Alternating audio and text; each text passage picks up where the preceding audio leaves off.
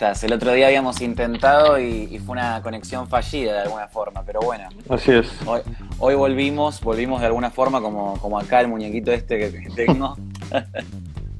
Eh, bueno, contame un poco, repasemos un poco porque la de la otra vez lo dejamos para atrás. Entonces, contame, ¿cómo la ves a la cuarentena que, digamos, ahora ya está arrancando, digamos, ya estaría terminando la tercera fase Ujú. y seguramente prontamente anuncien una extensión más aún de la cuarentena? Quién sabe si más controles o menos. Este, vos hasta ahora, ¿cómo lo Bueno, venís viendo esto? eh, todavía no sé qué va a pasar. Aparentemente los gobernadores están pidiendo, los gobernadores obviamente pues se ven sobrepasados del desafío sanitario en las provincias. Recordemos que la salud al final del día es una potestad provincial. Están pidiendo extenderla a la cuarentena, vamos a ver qué pasa. Yo creo que la calle económica no va a aguantar mucho más si esto es así.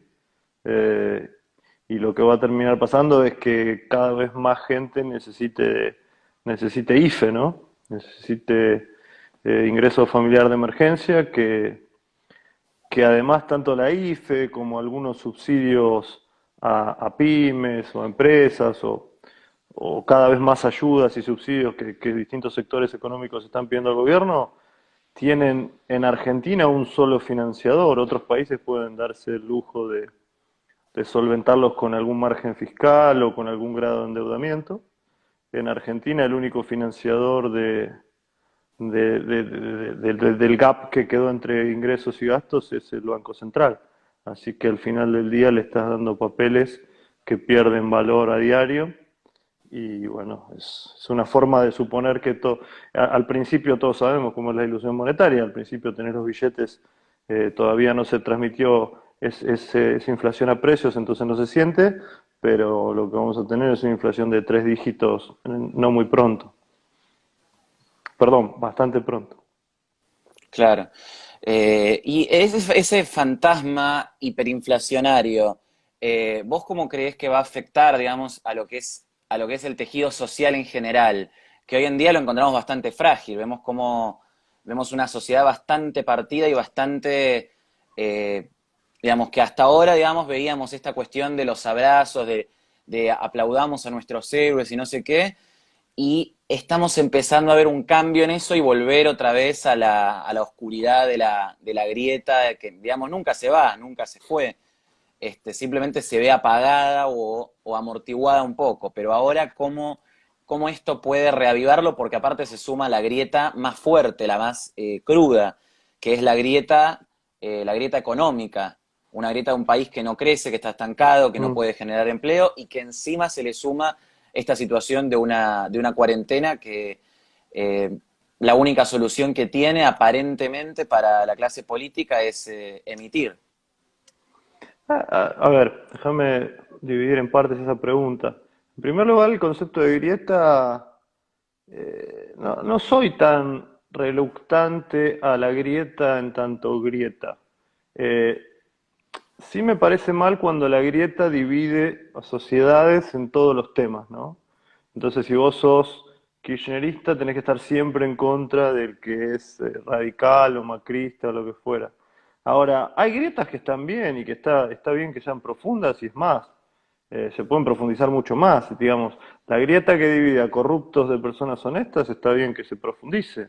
Digo, yo no quiero que la grieta entre Ricardo, Jaime o Amado Boudou y yo se cierre. Al contrario, quiero que sea lo más profunda posible y que haya la mayor distancia, es más, podríamos hablar de la mayor distancia social posible. Entonces, las grandes causas nacionales, muchas veces los que terminan pidiendo cerrar la grieta, hacen una pequeña trampa conceptual. Te dicen, cerremos la grieta, venite para mi lado, ¿no? Venite a esta vereda. Claro. Entonces terminan promoviendo un discurso, una narrativa hegemónica. Yo creo que está bien que no. Ahora, en muchos casos no hay grieta, digamos. Todos consideramos que el trabajo de los médicos es algo muy noble en Argentina y que hay que apoyarlo y defenderlo y fortalecerlo con recursos. Ahí no hay grieta, entonces. eh, los argentinos se dividen en muchas áreas y en otras no. y hay que dejar que espontáneamente los rubros y las áreas nos dividan o nos junten. A mí el esfuerzo centrípeto de tratar que todos estemos concentrados y unidos en un mismo polo discursivo me parece un poquito fascista, por decirlo de alguna manera. Después, yendo a lo segundo, de qué puede pasar con la inflación en materia de desintegración social o disolución social, la pobreza es siempre un ácido social, sobre todo por la utilización que se hace de la pobreza. Y a mí lo que me preocupa, además de la pobreza que va a crecer mucho, es la narrativa que montemos arriba de la pobreza. Entonces, cuando vos empezás a decir que el empresario es un miserable, o cuando el Papa Francisco empieza a decir que el que tiene excedentes que podrían dedicarse a comprar respiradores es un asesino implícito, bueno, ya estamos hablando de una épica clasista entre pobres y ricos en sentido muy relativo, porque ya ricos en Argentina va a pasar a ser el que tiene un departamento, un buen ambiente, eh, y eso es bien peligroso, porque ese fue el principio del chavismo en Venezuela, por ejemplo. Bueno, dentro de esta cuestión de lo que vos decís de la construcción de las narrativas, Mm. está todavía el incipiente movimiento de opositor, digamos, está la estructura hegemónica principal dentro de lo que es la oposición, que es Cambiemos, que es Juntos por el Cambio, pero también tiene sus internas y también Mm. tiene acercamientos con nuevas ideas, con nuevos espacios. ¿Cómo crees que cómo crees que la oposición va a evolucionar en su discurso para generar algo más atractivo de cara a la sociedad? Y si hay riesgos de extremismos, de ser liderados desde la oposición por extremismos que no le convengan tanto ni a la oposición como al oficialismo. Yo creo que Alberto Fernández hoy se encuentra con una posibilidad de aumentar su base de sustentación propia. Él no llegó al gobierno por una base de sustentación propia, sino por el poder que tenía el peronismo federal, pero sobre todo la figura del kirchnerismo y el gran encono que había en muchos votantes de castigar a Macri. Con el coronavirus, Alberto Fernández tiene la posibilidad de, si le sale bien, y en el fondo uno preferiría que le saliera bien, ¿no? Porque estamos todos dependiendo de eso, ¿no? Pero tiene la posibilidad de reinventarse como líder político, ya, digamos, de una cuestión casi edípica, de romper en realidad no con el papá, pero sí con la mamá, digamos, de la mamá política, la que vamos, es uno de los pocos casos en el que el vicepresidente elija al presidente, ¿no? Eh, Sería como un ah, destete. Sí, exacto, sí, eso es una buena, sí, un destete. Ahora, en el medio también hay un deseo velado o sublimado de transar o de acercarse a un sector de Cambiemos, que ese sector que entre otras personas lo tiene al jefe de gobierno porteño, que uno tampoco entiende hasta qué punto se acerca por convencimiento o se acerca también porque la ciudad de Buenos Aires depende de que la nación y la provincia de Buenos Aires no se le pongan muy en contra, digamos. Incluso en temas como el coronavirus, si se libera las zonas aledañas a la ciudad de Buenos Aires, la puede pasar bastante mal. Entonces uno no sabe hasta qué punto hay una extorsión velada o bien un convencimiento de Rodríguez Larreta de que lo que está haciendo Alberto Fernández está bien o que los deseos de Alberto Fernández son buenos. Yo creo que más de uno especula con tratar de romper a Juntos por el Cambio, de tratar de, de romper cierta cultura común y bueno, eso se verá. De eso depende el futuro de Juntos por el Cambio. Quizá mañana no haya más Juntos por el Cambio y haya una línea encabezada, no sé, por Patricia Bullrich, que tenga una visión más de centro derecha, o Miguel Ángel Pichetto, lo que fuera, y una línea encabezada por Larreta y Vidal, que tienen votos, y bueno, y uno tiene, por supuesto, el gobierno de la ciudad más importante del país, y que sea más de centro izquierda. No se sabe aún qué va a pasar. Ahora, en el medio de esto, el oficialismo también tiene su propia interna, porque hay gente que está muy contenta con esta cosa medio moderada de Alberto Fernández, y también están los orcos, digamos, los orcos kirchneristas que quieren ir a por más y que están ahí agazapados. Entonces, hay peligro también de que se extreme mucho el oficialismo. Claro. Eh, Un poco esta cuestión que veíamos en los últimos tiempos, estos cuestionamientos capaz por cuestiones del ciberpatrullaje, que digamos de alguna forma se ven ahora que se las menciona, pero en otros momentos no se las hablaba, digamos. Esto es una medida que incluso la acompañaba y la acompañó ahora también, coherentemente, la señora Patricia Bullrich. Eh, ¿Por qué crees que se dan estos cambios en la visión de la gente cuando, digamos siendo medidas que son trastocantes? Esto es un caso, es un ejemplo, pero podemos hablar de medidas económicas que este gobierno aplica y que el gobierno anterior se le eran criticadas. O sea, podemos ver el caso inverso. ¿Por qué crees que la gente tiene esta necesidad, digamos, de todo el tiempo ir hacia lo referencial? De alguna forma, hace poco estaban publicando que en unos grupos de Facebook de kirchneristas y demás, eh, habían publicado imágenes de Néstor Kirchner, de Cristina, de Perón, con frases tipo, no sé, tenemos que terminar con el neoliberalismo, eh, para eso tenemos que terminar con la emisión de papel moneda y no sé qué. Y, otra de Perón de la emisión es en todo lugar y momento un fenómeno monetario. Una necesidad de, en el líder yo veo, lo que está bien y en el contrario veo lo que está absolutamente opuesto. Incluso cuando ni sé si la frase la dijo o no la dijo. Es como, ¿qué es lo que nos pasa ahí? Eh, Primero es fácil, y eso ya en sí es una explicación. Los seres humanos, eso lo dice, bueno, lo dicen muy bien los neurocientíficos, pero lo dice bien Daniel Kahneman, Premio Nobel de Economía 2002, somos seres ávidos de narrativas, o sea, necesitamos explicarnos la vida, necesitamos explicarnos el mundo, y para eso usamos cuentos, usamos narrativas que nos contamos a nosotros mismos. Y son más atractivos los cuentos sencillos. Y los cuentos sencillos tienen un villano absoluto, como en la tele, como en las películas, y un héroe absoluto. Uno representa el bien con mayúscula y el otro el mal. Y esa no, de esa cosa primitiva e infantil no es muy distinto a la forma en la que procesamos la información cuando somos adultos.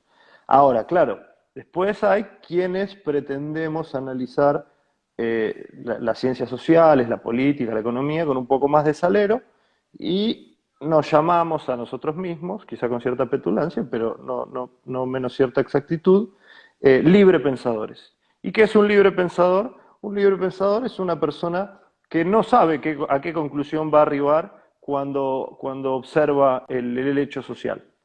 Lo observa con lo mayor desprovisto de prejuicios que puede y no sabe si va a terminar favoreciendo a lo que pensaba antes o refutando lo que pensaba antes. Encara la observación de manera desprejuiciosa. Eso es un libre pensador. Esa es una persona que puede estar de acuerdo o no con el que tiene enfrente sin importar si le simpatiza o no, e incluso, y esto es muy importante, que mañana puede pensar distinto de lo que pensaba hoy. Entonces, que puede incluso dejar de estar de acuerdo con él mismo. Esa es una actitud muy, a mi entender, es la actitud liberal intelectual por antonomasia. Eso siempre digo que para ser liberal lo primero que tenés que tener libre es la mente, si no terminás siendo un dogmático de signo contrario.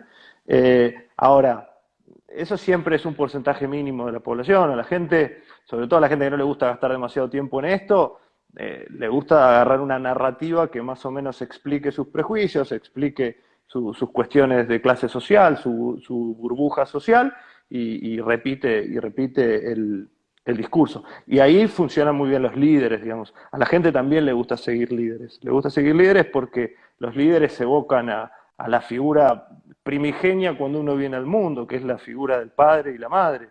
No por nada los líderes siempre se llaman el padre de la patria o la madre patria en Rusia, por ejemplo. Digamos, evocan a figuras paternales que están bien insertas en nuestro inconsciente desde pequeños, digamos. Entonces, vos fíjate, ¿quién es el líder del liberal? Un liberal no tiene líderes.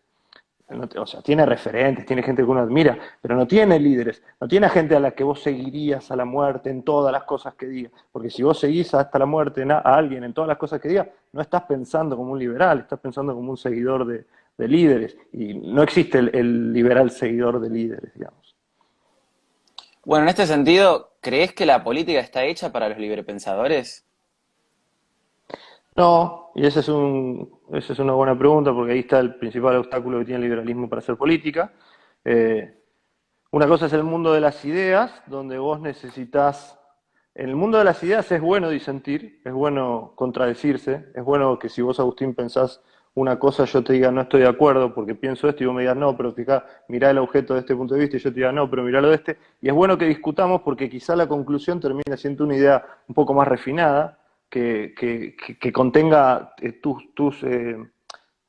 tus aportes y los míos, pero en la política lo cierto es que no, si nosotros dos queremos hacer política y vos decís A, y yo te digo no, Agustín B, y vos me decís no, pero A, no, B, no nos ponemos de acuerdo, no funciona. En la política es el arte del consenso, de unir voluntades. Entonces es como que los liberales, que somos personas del mundo de las ideas, a la hora de hacer política tenemos que hacer un switch.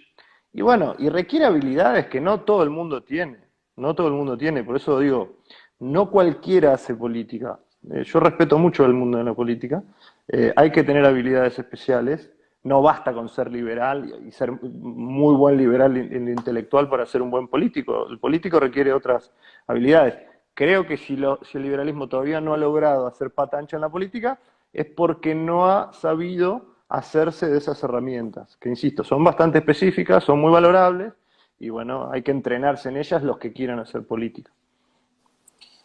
Y entonces, ¿cuál es la narrativa que se podría, digamos, buscar? No digo que lo que vayas a decir, siguiendo lo que vos planteabas del el liberal, como no teniendo la única verdad y demás, pero ¿cuál es la narrativa que vos crees que hoy en día el argentino está más cercano a comprar eh, desde un lugar, desde un lugar de apertura, desde un lugar eh, Claro. de nuevos espacios para la Mira, yo política y creo, para todo? yo creo que hoy por suerte hay una narrativa que es, dado lo que ha presionado el Estado en la última década, en las últimas 2 décadas, dado la destrucción total, la trituración que ha hecho de la clase trabajadora, de las pymes y demás, la narrativa tiene que ser la del trabajador, la de la persona honesta que se levanta todos los días para ir a trabajar. Eso es la ventaja que tiene, que es transversal socioeconómicamente, digamos, no le estamos hablando a, al dueño de Techint, sino que le estamos hablando a un montón de gente de distintas clases económicas, le estamos hablando algo que es bastante instintivo, que es algo bastante tradicional en la historia de nuestros abuelos, que se esforzaban por salir adelante, y la verdad que le estamos hablando a mucha gente, porque son muchos los trabajadores hoy que están sufriendo por impuestos crecientes, por una inflación que les roba, y que ven cada vez a más gente a su alrededor que va a cobrar lo que ellos van a pagar. Entonces, que Claro. por todo lo que ellos se esfuerzan a diario y sudan y se preocupan y se angustian y ven que las plata no les alcanza y que les roban con el impuesto inflacionario y que les roban con el resto de los impuestos, al lado cada vez ven más gente en la cola para cobrar ANSES de planes sociales o para cobrar subsidios, ven a diputados que pasaron a ser nuevos ricos, o sea, hoy ya la aspiración social de alguien no es ser empresario, futbolista, lo que sea, sino es quiero entrar al Estado, quiero ir a morder a una municipalidad, ir a morder a un ministerio, convertirme en legislador, que es el sueño, ¿viste? Cobrar $500.000 para nada, digamos, para hacer la declaración del Día de la Mortadela. Entonces, digo, esa narrativa creo que en Argentina da resultado. A ver, no es que daría resultado, da resultado porque hoy ya hay buenos referentes como Javier, como Roberto, como un montón que están yendo con esa narrativa y están teniendo éxito modesto, éxito a escala, porque también es esa, los liberales somos pocos. Eh, Somos cada vez más, pero somos pocos. Y está bien, lo importante es ser ruidoso, no hay que volverse tan loco con ser la mitad del país, porque vamos, nunca fuimos la mitad del país. Y en ningún país del mundo la mitad del país son liberales, digamos.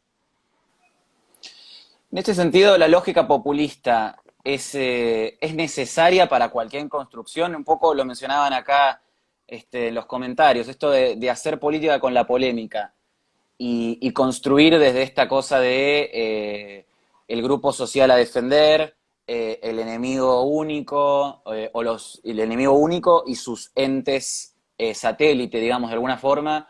¿Es necesaria esa lógica populista para hacer política? A ver, yo creo que sí, sí, es una buena pregunta, ¿no? Muchas veces lo hemos discutido si se puede hacer populismo liberal o no. El populismo es un fenómeno que es más amplio, bastante más amplio. Ahora, si vamos a tomar algunas herramientas del populismo, como por ejemplo la lógica amigo-amigo, y en este caso poner como enemigo a gente que es enemiga, digamos a ñoquis, a burócratas, a empresarios prebendarios, sí, bienvenido sea. Si vamos a poner como una de las herramientas del populismo el dar debates aireados y grandilocuentes, sí, bienvenido sea, funciona, digamos. Funciona también porque, viste que hay un dicho, no sé si lo conocen los jóvenes, pero hay un dicho que dice, uno siempre termina pareciéndose a su enemigo. ¿Y Sí, por qué?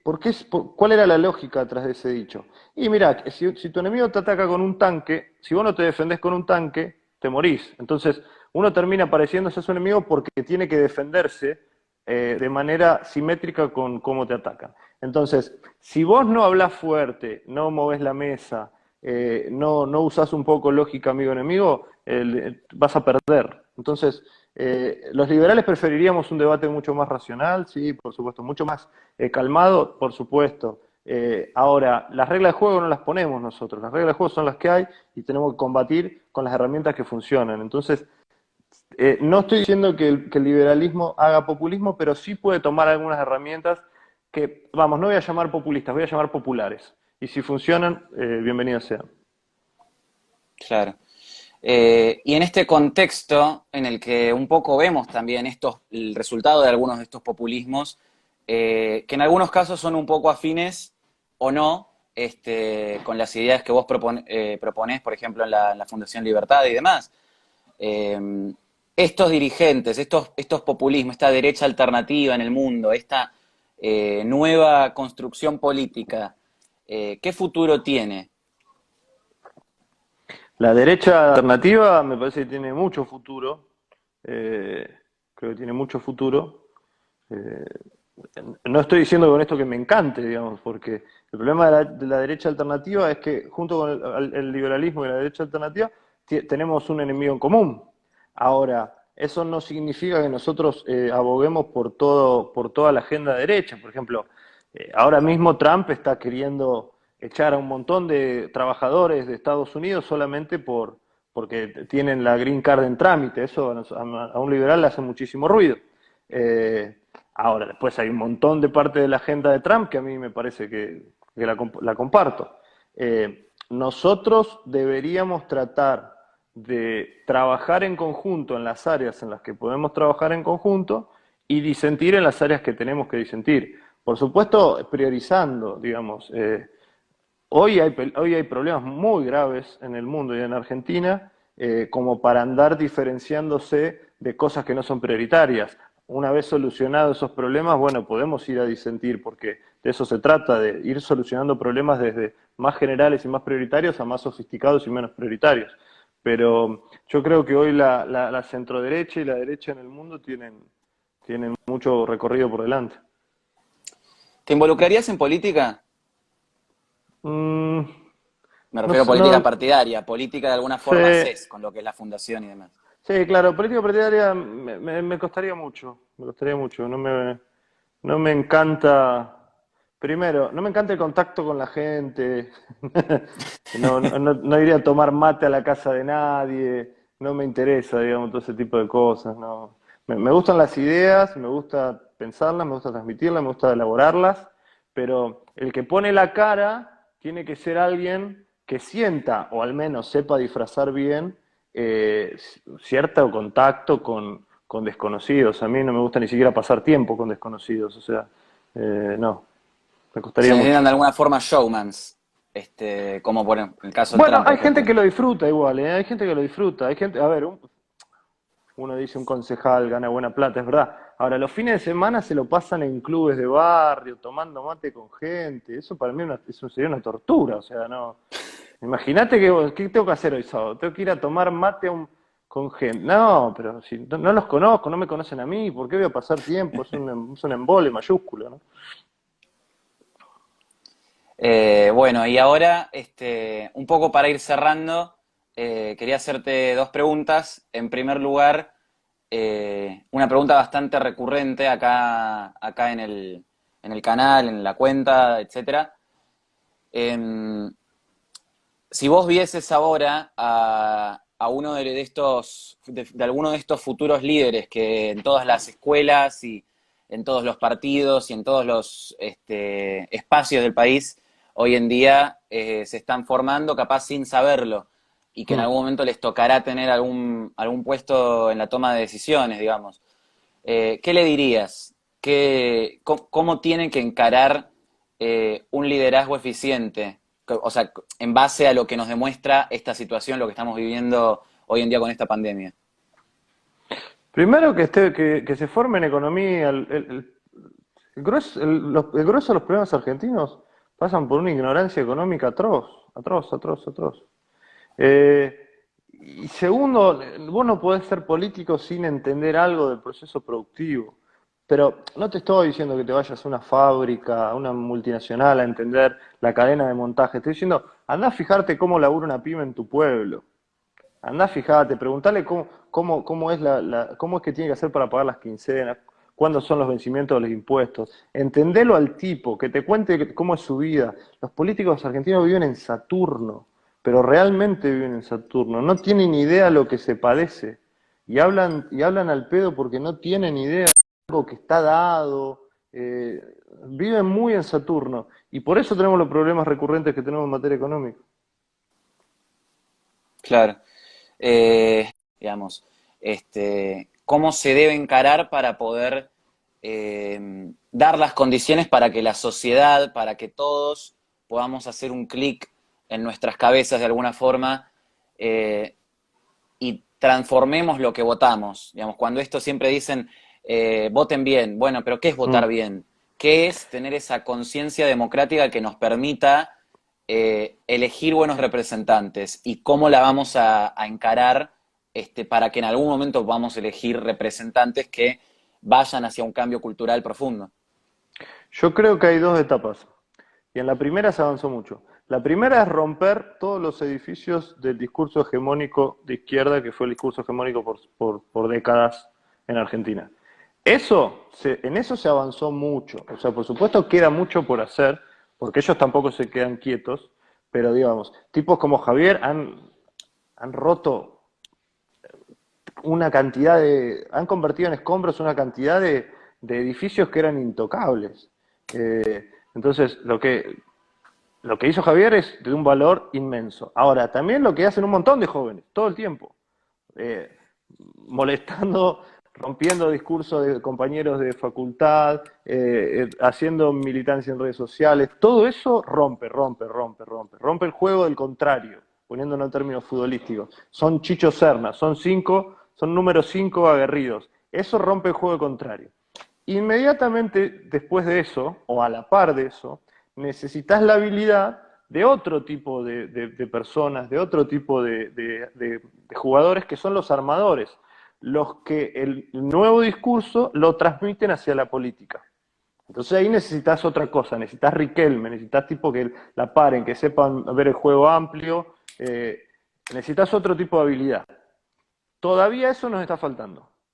Ese cable transmisor hacia la política nos está faltando. Hemos roto bastante paradigmas de izquierda, pero nos está faltando construir paradigmas de centro derecha o liberales.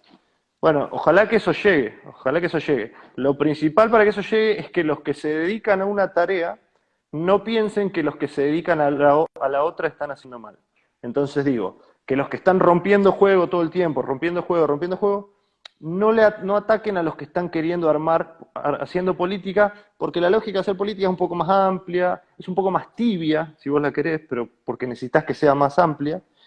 Y viceversa, que los que están haciendo política, que están buscando el gran público, que están buscando los votos, no estén todo el tiempo atacando a los que están rompiendo juego y le digan que son antisistemas y demás, porque son necesarios también. Entonces, estas son dos tareas muy importantes que se requieren mutuamente. Ahora, que requieren habilidades distintas. No sé si hay muchos que puedan hacer las dos cosas, pero digo, las dos cosas son bienvenidas. Y en ese sentido no estamos tan mal, no estamos tan mal. Creo que La voz, digamos, yo trabajo en una institución liberal hace 16 años. Nunca hubo tanto liberalismo como ahora en Argentina. Nunca, nunca, nunca, nunca en tanto los medios, nunca tanto en las redes sociales, nunca tanto en las universidades, nunca, nunca. Entonces digo, algo bien se está haciendo. Por supuesto, esta es una maratón, no es un sprint de 100 metros, falta muchísimo, pero las cosas no van tan mal, por lo menos dentro de nuestro rubro. Bueno, y como entonces como último mensaje nos quedamos con eso, con molestar, involucrarse y después rearmar, de alguna forma un poco como esta frase de Roca de a partir de la sangre y sudor de los compañeros, de los compañeros no era la palabra exacta, muy peronista para la época, pero Para ahí un vamos a de chico, ahí alguna alguien forma pone, hay que resurgir. ganar los centros de estudiantes. Eso es una tarea Claro. recontra interesante, que yo no sé por qué los chicos no se están dedicando a eso. Lo felicito a que pones, porque eso es verdad. Los centros de estudiantes son muy relevantes en las universidades, muy relevantes. Y son lugares donde vos podés hacer mucha política, donde podés hacer mucha bajada de línea. Eso me parece un buen punto también. Exactamente. Y es parte de esto que vos estabas hablando de molestar, romper y armar. O sea, sintetiza casi todos los esquemas porque es lo que es una política más activa, es con gente que después es la que va a ser el motor de otras campañas, es gente Ujú. que son chicos que después pueden ser capital humano para otras campañas, pueden ser chicos que, digamos, piensen y digan, che, estas ideas como que me interpelan y me hacen llevar a un cambio más profundo a partir de lo que estoy viviendo en mi propia escuela, a partir de lo que estoy viviendo en mi propio centro de estudiantes. Entonces, Así es. es necesario que ya por lo menos empecemos a pinchar o molestar para en algún momento generar un cambio cultural que se transforme en un cambio político más importante. Ese creo que es el mensaje que vos estás diciendo, digamos, en síntesis, y con eso nos tenemos que quedar, con molestar, romper y por último, rearmar. Por último, pero no Así menos es. importante. Así que te agradezco por haber participado el día de hoy con nosotros, Ale. Espero que en otro momento puedas sumarte a alguna de las cosas que vayamos haciendo. Capaz en otra forma de estos vivos, pero lo iremos viendo con el tiempo. Y bueno, un gusto tenerte acá, la verdad, un placer. Un gusto, Agustín. Lo pasé muy bien. Cuando quieras, Bueno, volvemos a muchísimas charlar. gracias y bueno, Abrazo grande. muchísimas gracias a toda la gente que nos estuvo viendo hasta ahora. Un gran abrazo para todos.